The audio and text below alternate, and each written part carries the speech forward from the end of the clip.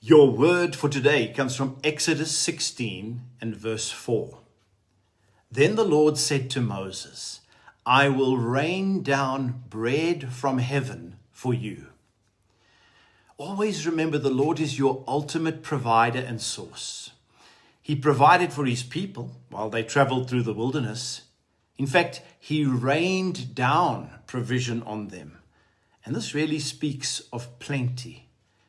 And that's because God is faithful to provide for our needs, and often in unexpected ways. Let's pray.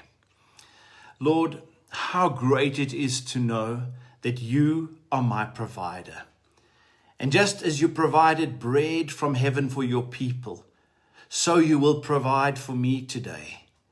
And therefore I choose to trust you daily, believing that you will supply my needs. In Jesus' name, amen.